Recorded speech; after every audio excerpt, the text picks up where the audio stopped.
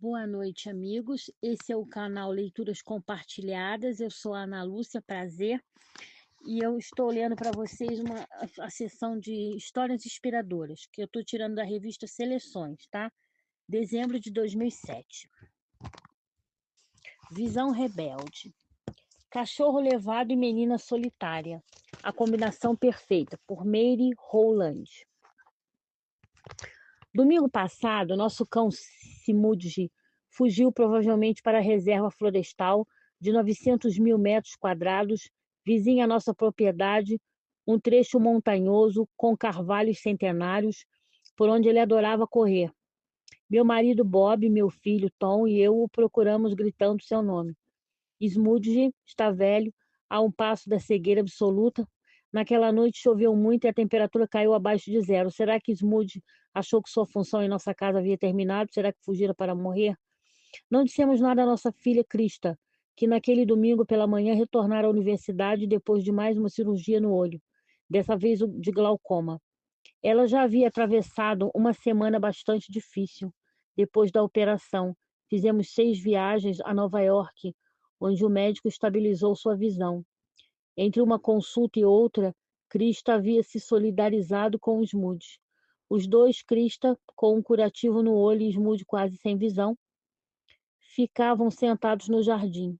Ele sempre percebia quando havia algo errado com Krista e ficava a seu lado enquanto ela chorava de dor, temendo terminar o curso de arte só com uma vista. Krista tem 20 anos e estuda fotografia. É forte, bonita e descolada.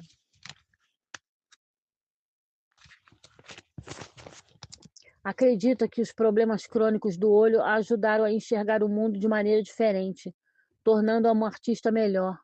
Não sei o que teria sido dela sem Smudge. Também não sei o que teria sido de mim.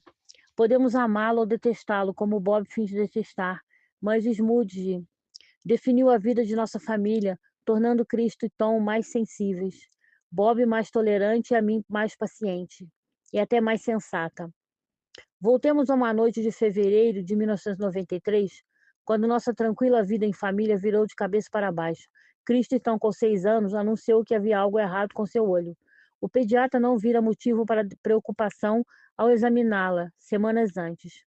Mas quando começamos a consultar oftalmologistas, todos nos deram o mesmo parecer. Cristo não estava enxergando com o olho direito, leucemia, tumor, doença de Lyme. Ninguém sabia ao certo. Eu suava para tentar assimilar a notícia e, ao mesmo tempo, controlar minhas expressões faciais para que Cristo não percebesse o quanto eu estava apavorada. Os médicos disseram que era preciso esperar. Ela ficaria cega, morreria, por fim descobrimos. O doutor, por fim descobrimos. O Dr. Michael Wesley é cirurgião oftalmológico do Hospital Presbiteriano de Colômbia, que diagnosticou uveíte, inflamação do olho. Ele não sabia o que tinha causado aquela inflamação, mas nos avisou que, com frequência, a uveíte é o pronúncio de outras doenças autoimunes. Tínhamos uma batalha pela frente. O Dr. Weiss prescreveu prednisona líquida, um esteroide corticoide, na tentativa de conter a inflamação. Funcionou, mas não por muito tempo. Em seguida, começou a injetar prednisona direto no olho de Krista, na esperança de que o tratamento tópico debelasse a inflamação. É claro que Krista ficava assustada. Um dia, quando o Dr. Wes pegou a agulha, ela desabou chorando e disse: "Não aguento mais." A visão aos poucos melhorou, mas o desgaste emocional era imenso.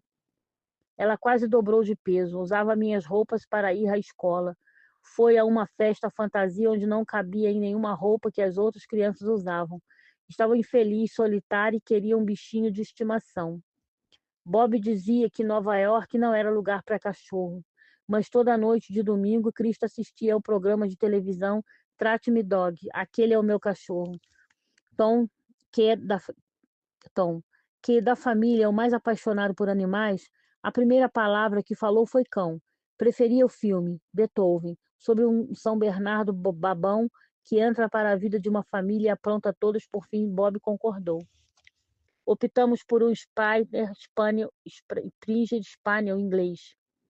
Ele não ocuparia muito espaço e seria bom com as crianças. Bob descobriu uma família em Connecticut que criava Spinchers.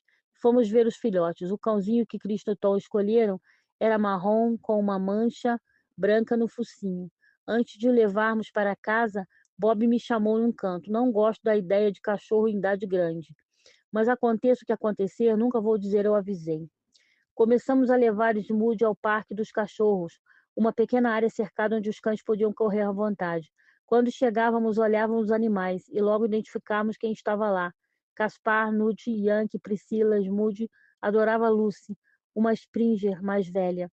Nós conversávamos com as pessoas sobre regras e desobediências caninas. Levamos Smoot à escola de adestramento, onde ele era o segundo cachorro mais indisciplinado. Um pitbull tinha mordido o próprio dono. Smoot não era mau, só teimoso e curioso.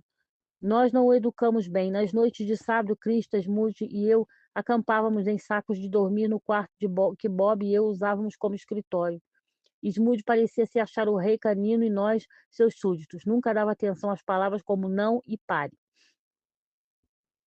Sempre que Smoot se comportava mal, Cristo o abraçava, defendia e protegia. Talvez Bob e eu achássemos que a tolerância de Smoot se traduzisse numa recompensa a Krista por causa do seu sofrimento. Fosse o que fosse, não o criamos direito. O problema maior começou quando Smoot tinha 6 meses, e Bob e eu o levamos para correr à margem do rio Yeste. Era início de março. Smoot seguiu até o rio, que ficava uns 3 metros abaixo do calçadão. Bob e eu gritamos, não, pare, não! Mas Smoot nem sequer vacilou. Corremos até o parapeito e o vimos na água latindo por socorro. Bob disse que tínhamos de esquecê-lo, mas eu não hesitei. Galguei o parapeito e pulei no rio. Com o sapato e tudo. Não voltaria para casa com a notícia de que Smoot havia se afogado, quando ele estava começando a ajudar Cristo a melhorar. Ao mergulhar, afundei na água suja e, sem chegar ao fundo, voltei devagar à superfície. Uma pequena multidão se juntou. Um ginasta, e eu não estou inventando isso, surgiu e se pendurou na cerca pelos joelhos. Bob pulou na água e entregou Smoot ao ginasta, mas não conseguia me alcançar. Um grupo de operários pegou um barco e me levou em segurança para a terra firme. Na ambulância eu sentia muito frio. Minhas articulações haviam congelado. Fiquei na sala de emergência do hospital, coberta de sacos plásticos com água quente, enquanto Bob ia pegar roupas secas em casa.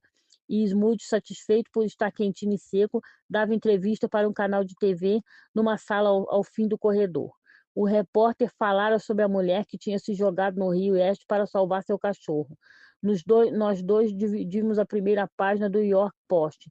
Ele lambendo meu rosto em agradecimento sob a manchete Salto gelado, salva cão, e Bob não disse, eu avisei. Mas Krista estava mesmo melhorando.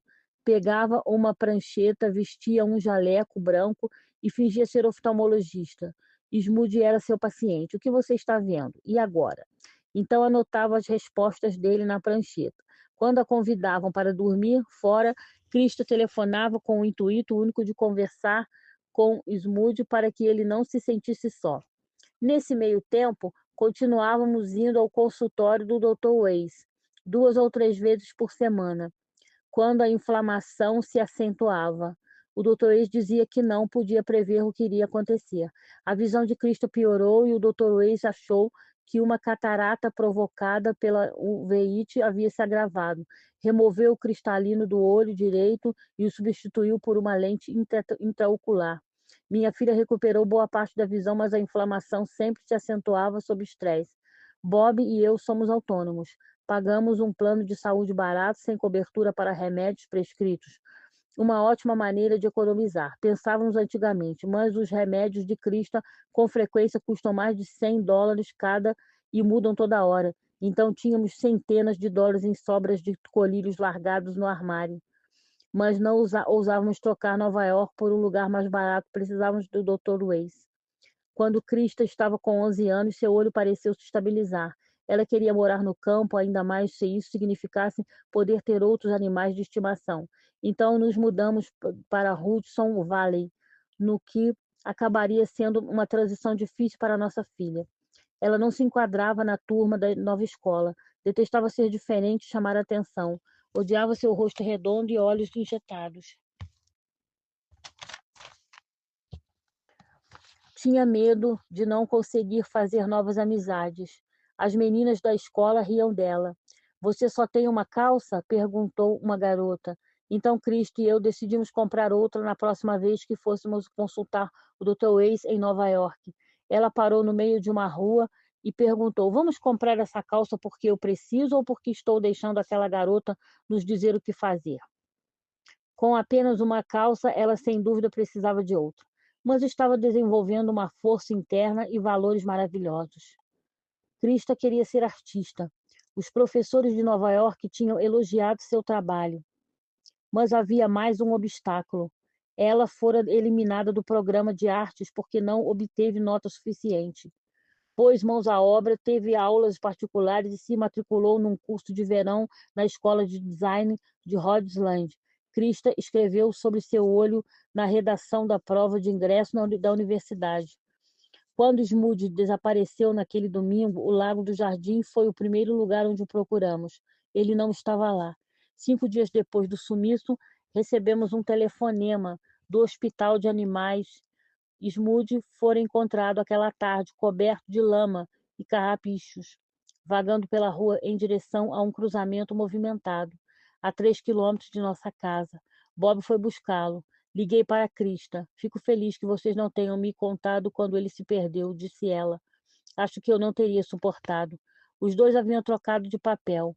Smoot agora estava cego e se perdia com frequência, ficando num estado lamentável.